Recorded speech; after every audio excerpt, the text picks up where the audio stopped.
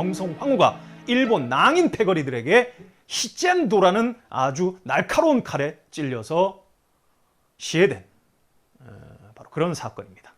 그 당시에 많은 나라를 생각하는 사람들이 바로 이 사건을 계기로 해가지고 바로 이 일본에 이를 갈면서 바로 항일 운동을 전개하게 되었던 가장 큰 그 이유가 된 사건이 되겠죠. 자, 그렇다면 이 을미사변은 왜 벌어지게 되느냐? 우리가 그 흐름을 한번 잡아봅시다. 자, 을미사변이 벌어지기 1년 전에 이 사건이 있었습니다. 제발 좀 좋은 나라 만들어 보세요. 서양 애들 몰아내고 일본 애들 몰아내고 우리끼리 서로 돈독하게 어깨동무하면서 잘 살아보세를 외쳤던, 인간평등 사상을 외쳤던, 인내천을 외쳤던 바로 동학농민운동이 있었습니다. 자, 을미사변 1년 전에 여러분들 지난 시간에 했었습니다. 동학농민운동. 봉준이 온다! 하지만 뭡니까? 실패로 끝나게 되었죠. 2차 봉기 일으켰지만 일본군의 강력한 화력 앞에 동학농민군들은 추풍낙엽처럼 목숨을 잃게 됩니다. 해산되게 되는데 이 동학농민운동의 결과가 있었습니다. 그 결과가 바로 뭐냐? 동학농민운동이 딱 터지자마자 명성황후 민씨, 그 당시에 민씨 집권자들은 바로 뭡니까? 이 정권을 잡고 있었던 민씨 척족들은 누구에게 도움을 요청했어? 동학농민운동을 진압하려고 바로 청나라 군대를 불러들입니다. 자, 그런데 청나라 군대가 들어오게 되면 자동적으로 청나라와 일본이 우리나라 몰래 맺은 조약 하나 있었습니다. 바로 텐진 조약이죠. 텐진 조약의 내용은 바로 뭐냐? 청나라 군대가 들어왔을 때 일본한테 연락해라. 페어플레이 하자. 조선이라는 고깃덩어리 서로 뭡니까? 페어플레이해서 뜯어먹자. 이런 얘기가 됐지. 우리는 몰랐던 조약이야. 그래서 청나라 군대가 들어오면 자동적으로 누가 들어온다? 일본이 들어옵니다. 일본이 들어와요. 그러다 보니까 바로 뭡니까? 청나라 군대와 일본 군대가 나가지 않고 동학농민운동 끝났지만은 나가지 않고 무슨 전쟁 벌인다? 전쟁을 벌이게 됩니다. 이 조선이라는 나라에 청나라가 영향력을 발휘할 것이냐 아니면 일본이 영향력을 발휘할 것이냐 서로 힘겨루기를 한 것이죠.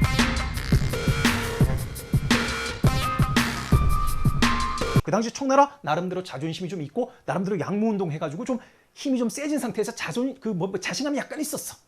하지만 전쟁의 결과 어떻게 됩니까? 일본이 승리하죠.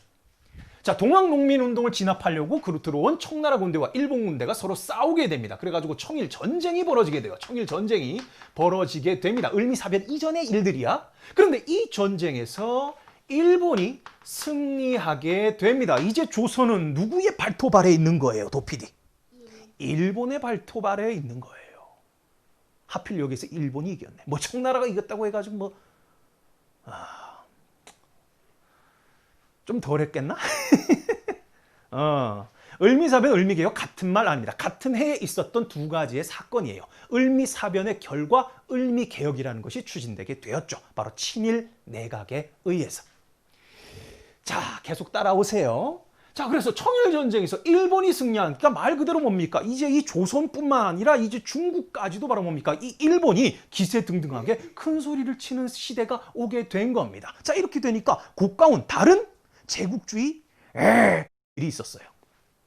다른 일본만큼 굉장히 거친 들이 있었어. 굉장히 러프해. 이 러프한 러프 독들이 있었는데 일본이 너무 잘 나가니까 견제가 들어가니까 특히 러시아라는 나라였습니다. 이 러시아는요 어떻게든 부동항을 확보하기 위해서 남쪽으로 내려가려는 노력을 했고 조선에 어떻게든 영향력을 펼치려고 하고 있었는데 이 일본이 조선을 집어삼키고 중국까지 만주까지 진출할 수 있는 그런 어떤 패기를 보여주고 있는 거야. 청일전쟁의 승리에서. 그래서 러시아는 어떻게든 이 일본을 한번 밟아줘야겠다 이렇게 생각하고 주변에 있었던 다른 유럽 열강들을 끌어모읍니다. 비슷하게 생겼잖아. 전부 다 하얀 피부에 코 우뚝하고 키 크잖아. 바로 프랑스와 독일을 끌어들여가지고 일본을 압박하게 되죠. 이 사건이 바로 무슨 사건? 세 나라가 청일전쟁에서 승리한 일본에게 간섭을 했다 그래가지고 바로 삼국 간섭이라고 합니다. 간섭. 도피디 간섭 받으면 좋아요? 싫어요? 짜증나죠? 네. 자, 삼국은 어떤 나라가 일본을 간섭했느냐? 굉장히 거친 나라 러시아, 프랑스, 독일이 일본을 압박하기 시작하는 거야. 뭐 조금 좀 속된 말로 쪼기 시작하는 거죠. 야, 너 너무한다 너 이러면서 그지. 청일전쟁에서 승리한 이 일본은요 청나라에게 시모노세키라는 조약이 있어서 이 조약을 계기로 해가지고 요동반도라는 땅덩어리를 꿀꺽하게 됩니다. 일본이 청나라로부터 빼앗아가지고 이것을 다시 러시아, 프랑스, 독일이 다시 청나라한테 돌려줘. 너 너무 나간다 일본. 여기까지 해. 이렇게 간섭을 하게 된 거죠. 자, 일본은 어떻게 됩니까? 방금 청나라와 바로 뭡니까? 힘교육을 해가지고 많은 힘을 소진한 전쟁을 끝난 상태. 비록 승리했지만 바로 뭡니까? 그 다음에 바로 연장정 뛸 수 있어 없어? 러시아와 또 한 번 뜰 수 있어 없어? 못 뜨는 거야. 청일 전쟁에서 많이 소모를 많이 했거든, 힘 소모를. 그래서 이들 세 나라의 간섭을 일본은 부글부글 끓는 마음으로 내가 어떻게 이걸 먹은 땅인데 바로 일본은 러시아와 프랑스, 독일 즉 삼국 간섭에 굴복하게 됩니다. 그래서 먹었던 땅덩어리 토해내야 되는 것이죠. 자, 이 모양을 딱 바라보니까 이제 우리의 입장으로 돌아봅시다. 이 조선을 지키고 있었던 이 고종과 그리고 명성황후가 딱 보니까 청일전쟁에서 일본이 이겨버리는 거야. 이제 이 조선이라는 나라는 일본한테 뜯어먹히게 생긴 거야. 고기 덩어리야. 이제 뜯어먹히는데 웬걸? 갑자기 힘센 세 나라가 다시 등장해서 경쟁자가 다시 늘어난 거야. 게다가 그 세 마리의 경쟁자에게 이 일본이 꼼짝도 못해. 그중에 러시아가 뭐라고 하니까 일본이 뭐라 못해. 그러자 바로 고종과 명성황후는 이 일본 애들을 막으려면 누구와 손을 잡아야겠다. 러시아와 손을 잡아야겠다. 이런 생각을 하게 된 겁니다. 그래가지고 삼국 간섭 이후에 고종과 그리고 고종의 정치적인 서포터가 된 원래는 사이가 안 좋았고 원래 족보상으로 따지면 이모뻘인데 바로 명성황후, 고종과 명성황후 그때는 그냥 중전 민씨예요. 아직 대한제국이 선포가 안 됐기 때문에 고종과 명성황후는요 적극적으로 일본을 견제하기 위해서 바로 칠러 정책을 펼쳐 나가게 된 겁니다. 이렇게 되면 어떻게 됩니까? 일본이 온갖 돈과 로비를 들여가지고 만들어 놓은 바로 조선 안에의 이 친일파들이 다 쫓겨나게 생긴 거야. 자기를 도와주는 친일 세력이 다 쫓겨나게 되고 거기에 새롭게 칠러 세력들이 등장하게 된 것이죠. 일본으로서는요. 다 잡은 고기, 조선까지도 뱉어놓을 수밖에 없는 그런 위기에 처하게 된 거예요. 자, 그렇게 되자 일본은요. 온갖 방법으로 바로 뭡니까? 이 고종과 명성황후에게 싸바싸바를 하기 시작합니다. 뭐 막대한 돈을 빌려준다느니 어쨌다느니 그 당시에 이 조선에 와 있었던 그 일본 공사가 이노우에 카오루라고 해가지고 그 이토 히로부미의 절친이야. 어렸을 때 그 친구야. 무슨 친구야? 어렸을 때 아주 친한 친구야. 그래가지고 막 준다니 그런 약속을 했지만 바로 뭡니까? 고종과 명성황후는 이 일본의 잔악함을 알고 있었죠. 팽하기 시작합니다. 그러자 이 일본은요. 더 이상 이노우에 카오루는 이 조선과 교섭이 안 되는 거야. 아무리 빈말로 뭘 해준다고 해도 조선이 명성황후가 거절을 해버리는 거죠.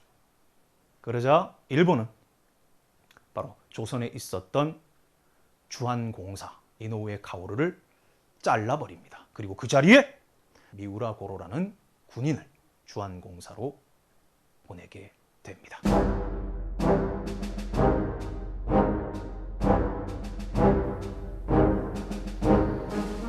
자, 삼국 간섭으로 러시아의 힘이 세다는 것을 확인한 고종과 명성황후가 칠러 정책을 벌이게 되자 일본은 조선 내의 주도권을 잃지 않기 위하여 바로 명성황후를 고종에게 칠러 정책에 조언을 하는 명성황후를 시해하려는 그리고 결국 시해하는 사건을 벌이게 되는데 이것이 바로 1895년에 있었던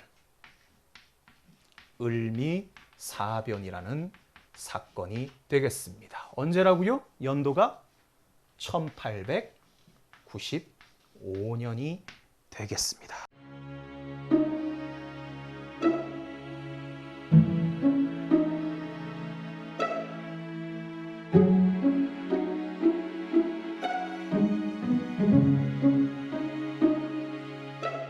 밑줄 쳐주시고요. 아직까지 짝대기는 긋지 않겠습니다. 터져드리죠. 그렇죠. 바로 이 명성황후 시의 사건이라고 하는 바로 이 을미사변이 어떠한 인과관계로 이 벌어지게 됐는지 그 흐름을 여러분들 기억해 주시기 바랍니다. 이렇게 명성황후를 시해한 일본은요. 빠른 속도로 바로 뭡니까? 일본과 가까운 친일파들을 다시 등용해가지고 친일 내각을 구성하게 됩니다. 그래서 이 친일 내각이 추진한 개혁, 못다한 이전의 갑오개혁을 진행하는 것, 이것이 바로 을미개혁이 되는 것이죠. 그러니까 을미개혁은 못다 했던 갑오개혁을 진행한 것이다. 이렇게 보시면 돼요. 자, 그렇다면 이제 우리는 여기서 이제 이 왕비, 자신에게 조언해주던 이 왕비를 잃어버린 고종의 입장으로 한번 돌아가 보도록 합시다. 자, 고종은 어때요? 자기가 한 나라의 왕이면서, 왕이라는 건 뭐야? 그 당시 전제군주정에서는 뭐예요? 왕이라는 것은 그냥 한 나라의 그냥 자기 스스로도 자기 존재에 대해서 제대로 짐작이 안 가. 사실 내가 어떤 존재인지. 이 왕이라는 것은 모든 그 백성들의 모든 것을 이렇게 짊어지고 있는 사람 아니겠습니까? 자, 그런데 문제는 뭐냐? 자기가 버티고 있는 바로 이 궁궐에서, 게다가 바로 뭡니까? 자기의 왕비를, 그것도 낭인들이 들어와 가지고 멱살까지 잡히고 칼등으로 막 세자가 얻어 터지고, 그 장면을 고종은 목격합니다. 자칫하면 한번 거기서 그 일본 낭인이 술 먹고 왔거든? 거기서 술김에 고종한테도 칼을 쓱 해봐. 그럼 자기도 목이 달아나는 거 아니야. 어쨌든 그 일본의 그 히젠도라고 하는 그 명장이 만든 그 날카로운 칼에 명성황후 자신의 와이프가 처참하게 죽고 시신조차 찾을 수 없었습니다. 처음에는 도망갔다라고 생각했어. 어디 잘 도망갔을 거다, 우리 와이프가. 고종으로서는 어떻습니까? 일본이 너무 두려운 겁니다. 언제 틀리면은 한 나라의 왕인 자신도 공격할지 모르는 그런 위협에 시달리게 되는 것이죠.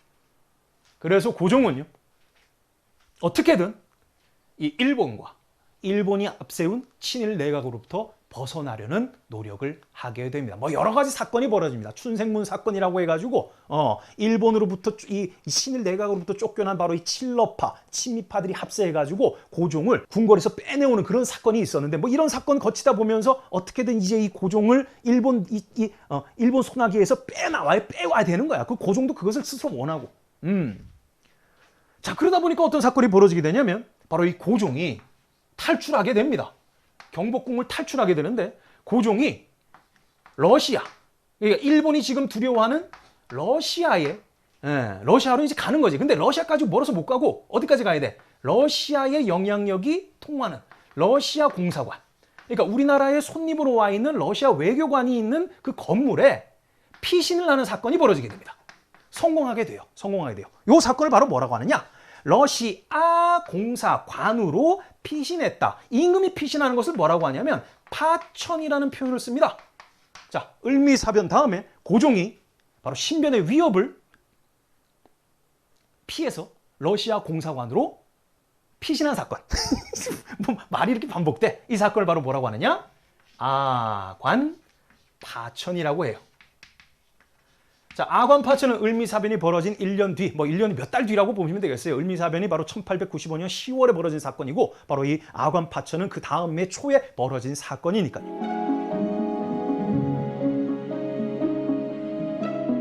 한 나라의 왕이 자기 나라의 손님으로 온 외교관의 공사관에 가가지고 나 좀 보호해 주시오라고 한 사건이야. 이건 뭐 어떻게 갔다가 뭐 오치를 하고 뭐 분치를 하고 금치를 해도 이건 창피해서 말을 못 하는 거예요. 이거 한 나라의 전제 군주가 다른 나라에서 온 외교관 공사관에 가서 나 좀 숨겨주시오라고 하는 거예요. 그리고 거기 공사관을 통해 가지고 러시아에 연락해 가지고 나를 지켜줄 군대 좀 보내주시오, 이렇게 얘기하고 있는 겁니다.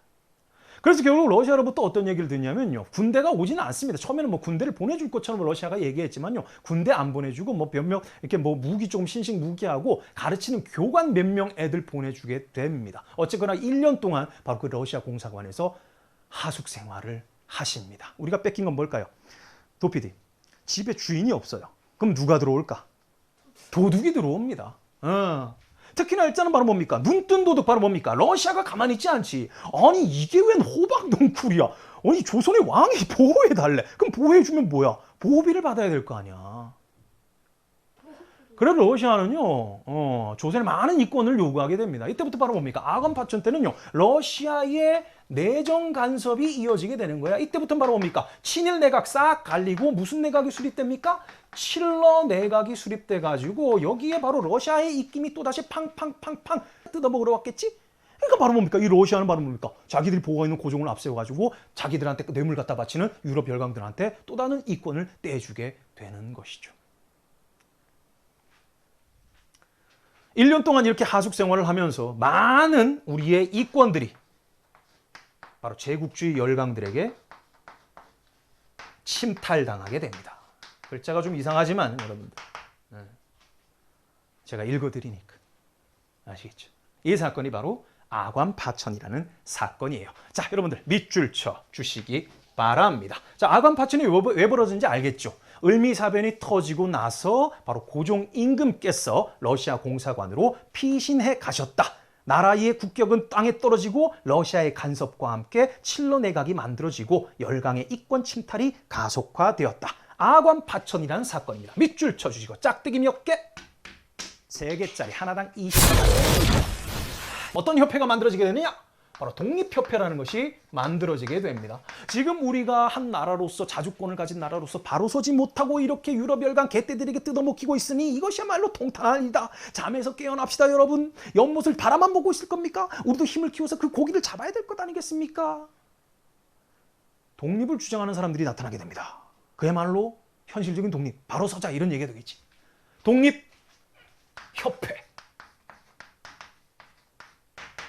1896년에 만들어진 단체가 되겠습니다. 이 주동인물, 협회가 만들어진 주동인물이 바로 누구냐면요. 노란색으로 잠깐 적고 말죠. 이분이 이름 조남이 바로 뭐냐면요.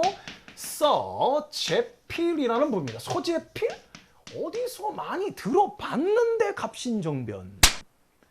김옥균, 박용효, 홍영식, 서광범, 마지막 막내가 서재필이었지 않나? 갑신정변 실패하고 일본으로 망명한 사람이 김옥균 같은 경우에는 홍종호에게 암살돼서 시신이 국내로 운반돼가지고 사지가 잘리는 능지처사형을 당해가지고 완전히 뭡니까? 효수까지 당했는데 갑신정변의 주역이 살아서 다시 돌아왔네? 귀신인가? 이 서재필은요. 김옥균과 함께 일본으로 망명했습니다. 갑신정변의 주역으로서. 잡히면 죽음이에요. 자객 보내면 그냥 바로 죽음이야. 그런데 일본에서 김옥균은 이용해 먹고 바람직하게 이렇게 받아들이는데 서재필은 냉대합니다. 무시하고 막내라고. 아, 서름이 있었네. 그래서 이 서재필은요. 일본에서 다시 미국으로 망명을 떠나게 됩니다. 그래서 미국에 가서 뭘 했느냐. 열심히 바로 뭡니까? 주경야독해가지고 낮에는 일하고 밤에 열심히 공부. 야간대학 나와가지고 나중에 의사가 돼요. 닥터 세오가 됩니다. 닥터 세오. 그래서 미국에서 의사가 돼. 직업 좋아. 시민권 딴 거예요. 미국 시민이야. 이제 미국인이야, 미국인. 그래가지고 갑신정변의 주역이었던 바로 이 역적 서재필이 필립 제이슨이라는 이름으로 미국 사람으로 돌아온 거야. 야, 이거 선샤인인데? 못 건드려. 못 건드려. 못 건드려. 왜? 미국인이잖아. 일본까지 제압했던 그 미국인이 온 거잖아. 이거 이제 서재필 못 줘. 게다가 서재필은 바로 뭡니까? 그때의 우국 충정을 그대로 가지고 물론 임시 귀국 상태였으나 그 우국 충정을 가지고 물론 전면에 내세우지 않고 바로 이 자기의 모국이었던 이 조선을 자주 독립 국가를 만들기 위해서 바로 독립협회라는 것을 만들게 됩니다. 먼저 이 협회부터 만든 것이 아니고 첫 번째로 한 것은 신문을 만들었어요. 자신의 의견을 피력하는 바로 독립신문이라는 것을 먼저 발간하게 됩니다. 이 독립신문은 역사적인 의미가 있어요. 왜냐하면 독립이라는 것은 바로 뭡니까? 다른 나라에 물들지 않고 오롯이 우리 스스로 혼자 힘으로 일어서는 겁니다. 그러다 보니까 바로 뭡니까? 신문은 신문인데 얼마 전까지만 해도 여러분들 신문에 한자 무지하게 많았어. 읽기가 너무 힘들었어. 한자 공부하려면 신문 봐라 이런 얘기까지 있었어. 하지만 이 독립신문은 최초의 무슨 신문이었을까? 한글신문. 그렇죠. 최초의 민간 발행 신문이면서 순한글 신문이 되겠습니다. 이 한글이라는 것이 중요한 거야. 한글 신문. 한자 쓰지도 않고. 그런데 순한글 신문인데 여기에 미력하게 따로 뒷장에다가 영문판이 있어요. 자, 한글 신문이면서 또한 그 내용을 요약해서 영문판도 함께 발행했다는 얘기지. 서재필 박사, 닥터 서재필이 바로 뭡니까? 미국 시민이잖아. 이제 영어 잘하잖아. 영문판도 발행해요. 그 이유가 뭘까? 하지만 이랬다는 이것은 좀 이따 얘기하고, 어쨌거나 바로 이 독립신문을 만든 서재필이 바로 독립협회라는 것을 만들게 되는데, 이 서재필과 함께 노력했던 사람이 대표적인 인물, 아마 우리가 다 알고 있을 겁니다. 안창호 같은, 나중에 독립운동가로 성장하는 안창호, 다 후배들이야. 그 다음에 이승만 같은 사람들. 이런 사람들, 이런 어린 친구들 데려다가 바로 뭡니까? 토론 교육을 시키는 거야. 너희들 생각을 바로 잡아야 되고 너 스스로를 스스로 세워야 되고 네 생각을 스스로 바로 잡은 다음에 이 나라를 위한 동량이 되거라 하면서 토론회 열면서 이승만, 안창호 이런 사람들 발굴해가지고 배틀시키는 거지. 토론하게끔 만드는 거지. 자기 의사를, 정당한 의사를 주장하고 그것을 사람들에게 표출할 수 있게끔, 선동할 수 있게끔 훈련시키게 되는 겁니다. 서재필이 전면에 나서진 않았지만 바로 이들에 의해서 독립협회가 구성이 되게 되죠. 윤치호도 있었죠. 그렇죠. 이완용도 있었습니다. 우리가 친일파로 알고 있는 이완용. 그 당시에는 조금 달랐죠. 자, 어쨌거나 이런 이 독립협회가 만들어져 가지고 이들이 바로 요구한 것은 바로 뭡니까? 고종의 환궁입니다. 환궁. 돌아오세요라는 것이죠. 독립신문들을 만들어 가지고 국내에 있는 국민들과 백성들과 영문판을 함께 반영했다. 이것은 바로 뭐냐? 독립의식. 내국인에게는 조선의 국민들에게는 독립의식을 고취시키고 잠에서 깨어나라 백성들이여. 잠에서 깨어나라. 언제까지 남이 고기 잡는 모습을 지켜만 보고 있을 것이냐. 우리도 한번 힘을 키워 그 고기를 잡아보세. 뭐 이런 거지, 그지? 독립의식을 고취시키고 영문판을 발행했다는 것은 바로 뭡니까? 우리 조선의 자주 독립의식을 대외적으로 전달하기 위해서다. 그러니까 외국에 의해 가지고 독립이라는 것은 나 혼자 이렇게 섰다 이렇게 물론 주장하는 거 선포하는 것도 있지만 다른 나라가 인정을 해줘야 되는 겁니다. 아, 조선이란 나라가 스스로 설 수 있는 나라구나. 인정, 독립국 인정. 이렇게 해줘야 되는 겁니다. 그래서 우리나라의 실상을, 우리의 자주 독립 의지를 바로 대외적으로 알리기 위해서 영문판도 함께 만들었다. 자, 독립신문과 함께 독립협회 활동, 서재필의 활동이 또 뭐가 있냐면요. 문 하나 만듭니다. 문. 지금 프랑스 파리 가면은 에펠탑만큼 유명한 관광지가 뭐지? 난 가보진 못했지만 이제 못 가요. 언제 가겠어 이거 코로나 언제? 바로 지금의 서울의 그 서대문에 가게 되면은 프랑스의 개선문을 닮은 축소 모델 하나 있잖아. 바로 물립도. 그렇습니다. 바로 독립문이에요. 독립문. 아, 이거 이완용이 멋들어지게 썼지. 참 아이러니하죠. 나라를 팔아먹은 매국노 이완용이 나중에 물론 벌어진 일이지만 독립문에 현판을 썼다라는 거. 명필이었어요, 명필. 자, 바로 독립문이라를 세우게 되는데 이 만들어지는 과정도 한번 생각해 보면요. 그 안에 독립의식이 있습니다. 독립문 이전에 있었던 문이 무슨 문이에요? 영은문이라는 게 있었어. 영은문. 이 영은문이라는 게 사실 뭐냐면 조선이 이제 중국에 멱살 잡혔을 때 사신이 오게 되면 양쪽에 신하들이 쫙 도열해가지고 조선 신하들이 바로 뭡니까? 레드카펫 깔아주고 막 꽃가루 날려주고 서울 셔셔셔셔셔 했던 문이 바로 이 영은문이었습니다. 마드로 이 중국에 대한 사대를 표현하는 그 대표적인 상징물이 되겠지. 바로 그 영은문을 헐어버리고 그 자리에 중국인 노동자들을 데려다가 월급을 주고 일을 시켜가지고 세운 문이 바로 이 독립문이 되겠습니다. 이제 중국으로부터 4대 의식, 노예 근성 이런 것을 던져버리고 우리 스스로 바로 서자라는 것이 바로 이 독립문의 건립 의지가 되겠어요.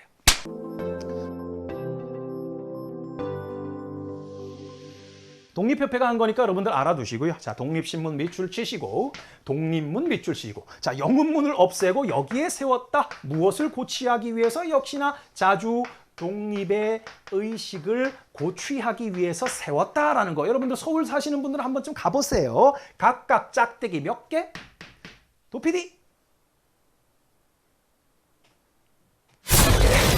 또 한 번 짝대기 몇 개?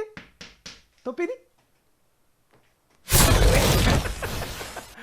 네, 여러분들 독립협회의 대표적인 두 가지의 성과 여러분들 기억해 주시기 바랍니다. 이렇게 여러분들 정리해 주시고요. 아직 끝나지 않았어. 하나 더 남았어. 바로 뭐냐? 이렇게 서재필이 독립신문 만들고 독립문 건립하면서 자주 독립의식을 고취하는 가운데 이제 의식이 성장한 많은 제자들이 이제 바로 뭡니까? 사회 곳곳에 퍼져들게 됩니다. 그러다 보니까 이 독립협회를 동조하는 사람들이 꽤 많아졌어요. 그러다 보니까 이 독립협회는요, 바로 이 정부 이제 관리들과도 이렇게 서로 이렇게 맥이 닿아가지고 정부 관리들까지 이렇게 참여해가지고 한 나라의 어떤 우리 조선이라는 나라의 의회, 그러니까 민의 기구가 되겠지. 민중들의 의사를 반영할 수 있는 바로 이 의회 구성 단계까지도 발전했을 정도로 아주 막강했던 그런 단체가 됩니다. 그 기반이 됐던 것이 있었는데 모든 사람들이 모여서 신분 없이 남녀노소 구분 없이 나란히를 걱정할 수 있는, 안 보이면 어때? 더 갈 겁니다. 그렇죠. 저분 누구야? 웅히키께서 얘기한 왜 이렇게 가까이 웅히키? 그렇지. 조선님께서 말씀하셨네요. 바로 관민공동회. 그 전신이 바로 뭡니까? 모든 사람이 함께 모여요. 노란색으로 적어야 되는데?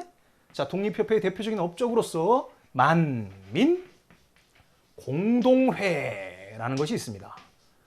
이 만민공동회는요, 말 그대로 나랏일을 걱정하는 백성들이 모여가지고 토론을 열고 자신들의 요구를 나라님한테 얘기하는 거예요. 나라님한테 얘기하는 거지. 들어달라고 얘기하는 거지. 그러다가 이것이 발전해가지고 정부 관리들이 와가지고 직접 바로 뭡니까? 그들의 의사를 청취해가지고 반영하지. 무엇으로 발전하게 됩니까? 관민공동회.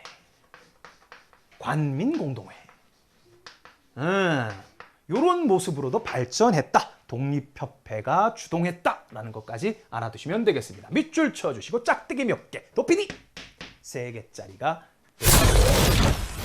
자, 이렇게 해서 독립협회의 대표적인 성과, 일단 서재필 박사 주동으로 했다라는 거, 독립신문, 독립문, 만민공동회까지 여러분들 기억해 주시기 바랍니다. 자, 어쨌거나 이 독립협회와 같은 이런 단체들이 러시아로 피신을 간 고종 황제의 황궁을 요구하게 됩니다. 1년이 지났습니다. 1년이라는 긴 시간, 길다면 길고 짧다면 짧은 이 1년의 시간이 지났어요. 고종 돌아왔을까요? 돌아옵니다. 자, 고종이 환궁을 하게 됩니다. 러시아에서 군대를 보내지는 않았지만 약간의 경비병과 신식 무기와 그리고 바로 이 훈련시키는 훈련 교관 몇 명이 오게 되면서 고종은 나름 자신의 신변의 안전을 지킬 수 있는 그런 어떤 용기가 생겼습니다. 돌아오시게 돼요. 자, 그래서 고종이 돌아오셔가지고 한 일이 바로 뭐냐면요, 새로운 나라를 세우는 겁니다. 바로 대한이라는, 오늘날 우리나라에까지 영향을 끼치는 대한민국이 아니라 제국을 선포하게 됩니다. 이제 조선이란 나라가 아니라 대한제국이란 이름, 왕은 똑같은데, 아니 군주는 똑같은데 자, 대한제국이 세워지게 됩니다. 이때 연도가 바로 언제냐면요, 1897년에 있었던 사건이에요. 그렇다면 이제 조선이라는 나라는 사라진 거죠. 나라의 국격이 바뀌었어요. 자, 그렇다면 이 대한제국은 무엇으로부터 시작됐느냐? 고종의 환궁입니다. 그런데 어디로 환궁을 했냐면 지금의 덕수궁, 그 당시는 경운궁이라고 했습니다. 자, 고종은 자신이 원래 살고 있었던 경복궁으로 가지 않고, 뭐 와이프가 거기서 돌아가셔서 꺼림직했나? 경운궁으로 환궁을 하십니다. 자, 이때부터 이제 시작이 되게 되는데 왜 하필 경운궁이었을까? 여기 근처에 뭐가 있습니까? 러시아 공사관이 있어. 그러니까 이 주변에 보는 눈이 많아. 다른 뭐 미국 공사관 근처에, 여기 정동이잖아, 정동, 그지? 덕수궁, 지금의 덕수궁 위치를 보게 되면 그 근처에 바로 뭡니까? 러시아 공사관, 러시아 공사관 터가 있어요. 그러니까 끝까지 뭔가 깨름직하셨던 거야. 그러니까 확실하게 이 가슴에 심장에 용기 100배 해가지고 돌아오시면 경복궁으로 가셨겠지. 근데 어떻게? 경운궁, 경복궁보다 작은 궁궐로 오셨어. 왜? 그 옆에 러시아 공사관이 있었거든. 자, 경운궁으로 환궁을 하시게 됩니다. 그리고 여기에서 아주 큰 드라이브를 펼치게 되는데, 이제부터 나는 새 나라를 세울 것이다. 이제 나는 이것을 캐치프레이즈 할 것이다. 바로 뭐냐? 구본신참이다. 이제 우리는 일본과 손을 잡지 않을 것이며, 지금까지 진행되었던 가보개혁, 을미개혁은 너무나도 급진적이었고 사람들을 힘들게 만들었느니 조금씩 개혁을 하겠노라. 옛 것을 근본으로 삼아 새 것을 참고하겠노라. 구본신참이라는 거예요. 옛 것을 본으로 삼아가지고 근본으로 해가지고 새로운 것을 참여시키겠다, 이런 얘기가 되겠죠. 바로 이 구본신참을 계기로 해가지고 대한제국을 만들고 그 해의 이름 광무라는 연호를 쓰고 그 광무라는 연호와 함께 대대적인 개혁을 실시해 나갑니다. 그러니까 고종은 이렇게 생각하셨을 거예요.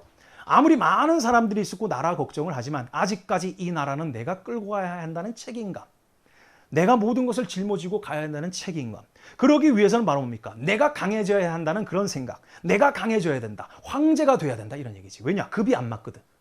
그 이전에 청나라에 황제가 있었고 조선은 그 밑에 제후국 왕이었습니다. 일본도 천황이라고 해가지고 뒷발로 높아, 급이.